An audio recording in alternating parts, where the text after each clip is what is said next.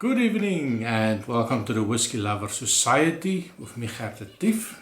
And tonight I am starting a short series that will contain 6 different whiskies. And I'm starting off with the Glencadam. And this was a nice sample box that I received from the Angus Dundee Distillery, and it contained 3 samples, a little bit of looks like a card, picture of the Glencadam Distillery, I presume. Maybe you can also use it to send a little bit of a postcard to somebody. So it contained 3 samples. So I hope you can see it. So the 3 samples is the Glencadam 10-year-old, bottled at 46% ABV, very light in color. Then I also have the Glencadam 15-year-old, also bottled at 46% ABV. And the last one is the 21-year-old, also bottled at 40% ABV. So I'm going to start off with the 10-year-old. Give a little bit of a background information on it. Going to give it a quick nose, taste and a score. And at the end of the video, or at the end of the series, I will also compare it with a 25-year-old that I have, and I will pick my favorite. Now, it's going to be very difficult to beat the 25-year-old, but I'm open-minded, and I'm looking forward to tasting all these nice whiskies, and to see what is my experience and what do I think about this whiskey. So a little bit on the distillery itself. They produce quite a lot of different type of whiskies. They also have the Tom and Tell. I've done some of reviews and I will put it in the description above. And also the Smoky Joe. They also have the Old Ballantrum, which I've also, sorry, and I've also done a video on one of those as well. So they also have the Glenkirk, the Glen Parker, the Royal, the Scottish Royal, the Dundee, the single cask, and the Hamiltons. So they have a quite big variety of whiskies to choose from. So it's nice for me to receive these ones. So I'm going to start off nosing and tasting the Glencadam 10-year-old. So color-wise,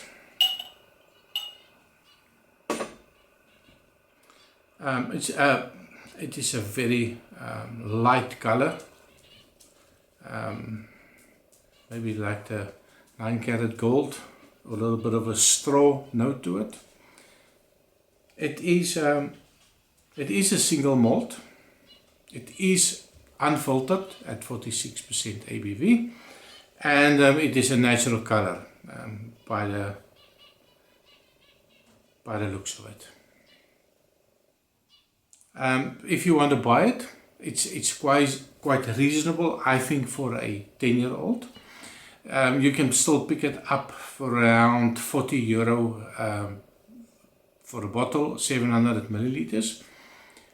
I'm not sure what it's going to be in other parts of the world, but yeah, it is still relatively cheap. Also a little bit of a, maybe a little bit of a look like a German Riesling, quite low in the color. So I appreciate the fact that it's unchill filtered, and I appreciate the fact that they resisted the urge to add a little bit of coloring to look like it's a little bit aged. So Cheers on the nose. Quite interesting, and on the nose is what I expected when I saw it. It's going to be a light. You know, when you drink the Rieslings from Germany, the light one, light fruity type of wine. I think that's something that's also translating into this one. And if I go back into the memory bank with the 25-year-old, I actually found quite similar lightness in the whiskey. So on this one, the alcohol is not overpowering. It's 46%, but it's like the alcohol lifts the aromas out of the glass and give you a full experience of the whiskey. Now, I think if I bottled it at a higher proof, I think that would have been killing the aromas because it is such a light aroma. So I think 46% is perfect for this one. But at 46%, if I nose it a little bit too close, I put the big nose into the glass, I do get that hit of alcohol, which I think is not a good idea. Keep it a little bit to a distance and then smell it from there. So I get quite a perfumey aromas to it, like a fresh, more woody, oaky perfume. Some of them, and light. It's not like overpowering the perfume. So it's quite a subtle fruity flavors coming out now. A little bit of a fresh fruit like pears. Maybe also a little bit of a red apple, but not a dark red. Just a hint of the sweetness of a red apple, maybe like a pink lady.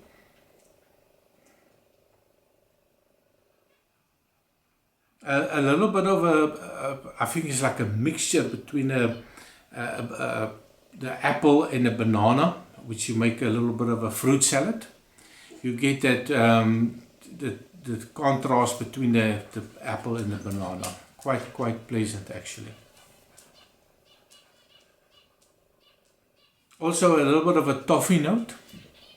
It's the sweetness of toffee, maybe a little bit of a hint of the caramel.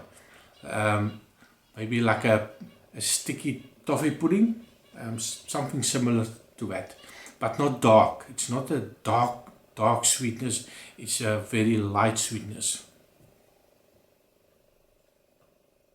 And then I also get a little bit like a fresh lemonade, but it's not a very soury type of lemonade. It's just in the background you get that little citrus note coming out, and that reminds me of a lemonade.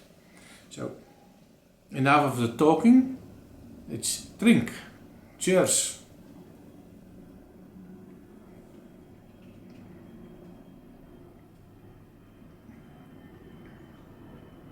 The first thing that I get is the subtle sweetness.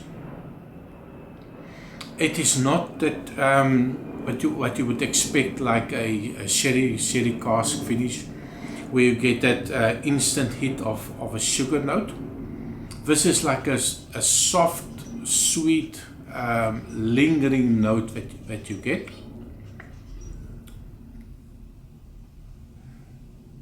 A little bit, well,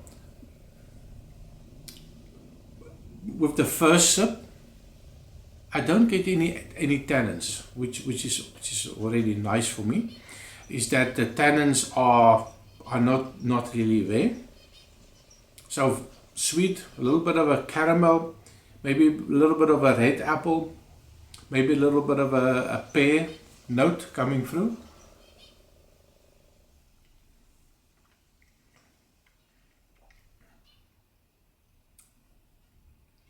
Oh, absolutely. This is really nice. That little pear note definitely coming out. It's quite a sweet little flavors that I get out of it. On the second sip, actually there was a little bit of a tannin note coming out. The first one, it was just a sweetness, maybe a hint of vanilla.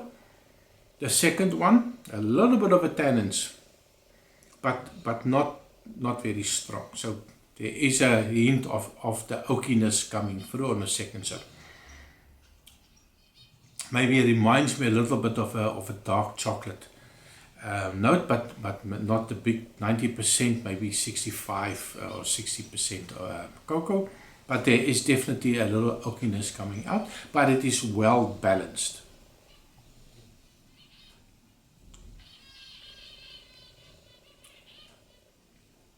Yeah, and I think this on the third step, I also get a little bit of a peppery spice note actually also appearing, and I think that is also adding a little bit to the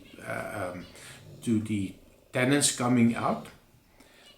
More like getting a little bit darker on the chocolate, or maybe a little bit of an espresso, and without the milk. So it is there, but the balance is nice. So I hate something that is very oaky, and I'm always scared when I look at the 10-year-old and 15 and 20-year-old and 25-year-old that the oak is going to kick in, and of course they're going to ruin everything. So I presume, I will again go look for some information, but I presume this is just in ex-bourbon casks, or maybe XX bourbon casks, or some extra refill casks, because the tannins are definitely not really dominant or even killing anything on this whiskey. So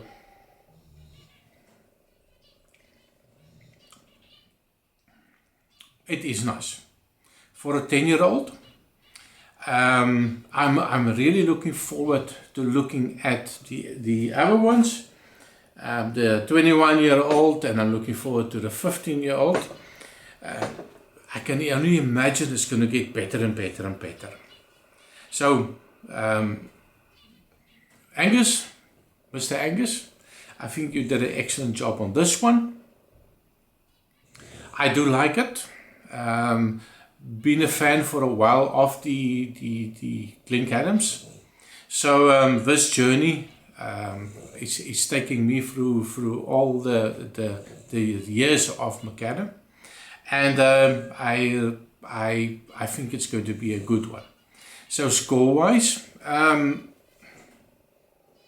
think score-wise I'm going to give it an 86 out of the 100.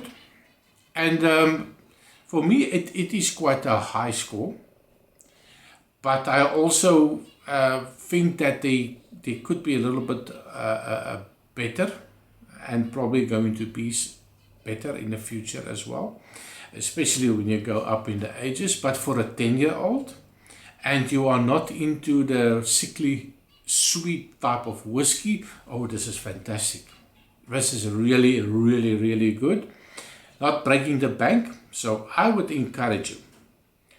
Pick up a bottle, Glencadam, 10-year-old, bottled at 46% ABV. Give it a try, especially a nice summery evening. This is going to be killer nice. So thank you very much for watching. So this is part 1 of the series of 3.